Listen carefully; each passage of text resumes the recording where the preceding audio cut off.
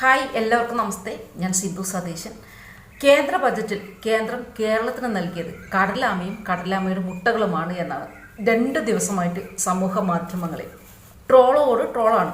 എന്നാൽ പിന്നെ ഈ കടലാമയെ പരിചരിക്കുന്നതിൻ്റെ സവിശേഷത എന്താണ്, ഗുണം എന്താണ് എന്നറിയാനുള്ള ഒരു ആകാംക്ഷ നിങ്ങളെപ്പോലെ തന്നെ എനിക്കും ഉണ്ടായി. അപ്പോൾ അതിനെക്കുറിച്ച് സെർച്ച് ചെയ്തപ്പോൾ കിട്ടിയ കാര്യങ്ങൾ അത് നിങ്ങളായിട്ട് പങ്കുവെക്കാമെന്ന് തോന്നി. ലോകത്തിലെ എല്ലാ പരിസ്ഥിതി ശാസ്ത്രജ്ഞന്മാരും ഏറെ വിലമതിക്കുന്ന ഒരു ജീവിയാണ് കടലാമ. ജെല്ലി ഫിഷുകളുടെയും അതുപോലെ തന്നെ കളകളുടെയും വർധനവുണ്ടാകാതെ കടലിലെ പരിസ്ഥിതി സന്തുലനമാക്കാൻ കടലിൽ കടലാമകൾ അത്യാവശ്യമാണത്രേ. അതുപോലെ തന്നെ കാലാവസ്ഥ വ്യതിയാനം ഉൾപ്പെടെ പഠിക്കാനും മറ്റു ഗവേഷണങ്ങൾക്കും കടലാമകൾ ഉപയോഗപ്പെടുത്താറുണ്ടത്രേ. 2019 മുതൽ ഇന്ത്യയിൽ കടലാമകളെ സംരക്ഷിക്കുന്നില്ല എന്നതിനാൽ കേരളത്തിൽ നിന്ന് കയറ്റുമതി ചെയ്യുന്ന ചെമ്മീനുകൾ അമേരിക്കയിൽ വിലക്ക് ഏർപ്പെടുത്തിയിട്ടുണ്ടത്രേ.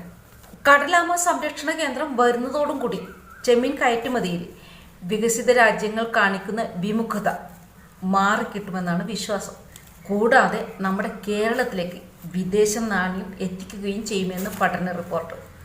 US പബ്ലിക് ലോ 101 മുതൽ 162 സെക്ഷൻ 609 പ്രകാരം കടലാമകളെ ബാധിക്കാതെ ചെമ്മീൻ പിടിക്കുന്ന രാജ്യങ്ങൾക്ക് മാത്രമാണ് അമേരിക്കയിലേക്ക് ചെമ്മീൻ ഉൾപ്പെടെയുള്ള സമുദ്ര ഉൽപ്പന്നങ്ങൾ വിഭവങ്ങൾ കയറ്റുമതി ചെയ്യാൻ അനുവാദമുള്ളൂ. പക്ഷേ ഇന്ത്യയിലെ ട്രോളറുകളിൽ അമേരിക്കൻ മാനദണ്ഡങ്ങൾ പാലിച്ചുള്ള ടെഡ് വല ഉപയോഗിക്കാത്തതിനാലാണ് അമേരിക്ക ഈ വിലക്ക് ഏർപ്പെടുത്തിയിട്ടുള്ളത്. എന്നാൽ ഇത്തരം വലകൾ ഉപയോഗിച്ച് ടെഡ് വലകൾ ഉപയോഗിച്ചാൽ പിടിക്കപ്പെടുന്ന മീനുകളെല്ലാം രക്ഷപ്പെടും എന്നതിനാൽ മത്സ്യത്തൊഴിലാളികൾ ടെഡ് വല ഉപയോഗിക്കുന്നത് എതിർത്തിട്ടുണ്ടത്രേ. അതുകൊണ്ടാണ് കേരളത്തിലെ കടൽ വിഭവങ്ങൾ പിടിക്കാൻ വേണ്ടി അല്ലെങ്കിൽ മത്സ്യങ്ങൾ പിടിക്കാൻ വേണ്ടി ടെഡ് വല ഉപയോഗിക്കാതിരിക്കുന്നത്. ഈ ടെഡ് വല ഉപയോഗിക്കാത്തതിനാലാണ് അമേരിക്ക പോലുള്ള വികസിത രാജ്യങ്ങൾ കേരളത്തിൽ നിന്നുള്ള മത്സ്യ കയറ്റുമതിയിൽ അതായത് ചെമ്മീൻ പോലുള്ള മീനുകൾക്ക് വിലക്കേർപ്പെടുത്തിയിട്ടുള്ളത്. കൊച്ചിയിലെ സെൻട്രൽ മറൈൻ ഇൻസ്റ്റിറ്റ്യൂട്ട് പുതിയ തരം ടെഡ് വലകൾ വികസിപ്പിച്ചിട്ടുണ്ടത്രേ. അതോടെ മത്സ്യബന്ധനം ചെയ്യുമ്പോൾ അബദ്ധത്തിൽ പരിക്ക് പറ്റുന്ന കടലാമകളെ സംരക്ഷിക്കാനും ഇപ്പോൾ നമ്മൾ നേരിട്ടുകൊണ്ടിരിക്കുന്ന മത്സ്യ കയറ്റുമതിയിലെ വിലക്കും മാറിക്കിട്ടും.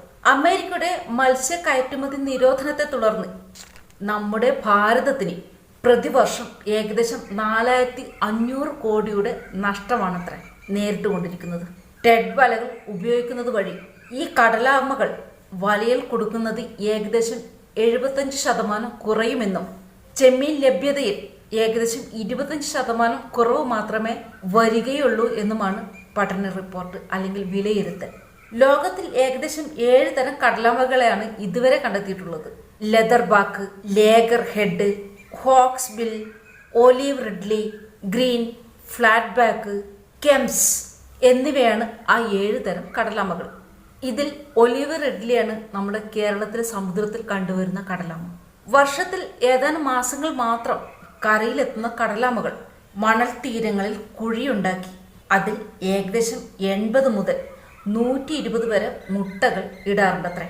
കടലാമയുടെ മുട്ടകൾ പൂർണ്ണമായും വൃത്താകൃതിയിലുള്ളതും കട്ടിയുള്ള ഷെൽ ഇല്ലാത്തതുമാണ്. കൂടാതെ ഇതിൻ്റെ തൊലി വളരെ മൃദുവായതുമാണ്. കടലാമയുടെ മുട്ടകൾ വിരിയാൻ ഏകദേശം 45 ദിവസം മുതൽ 60 ദിവസം വരെ എടുക്കും.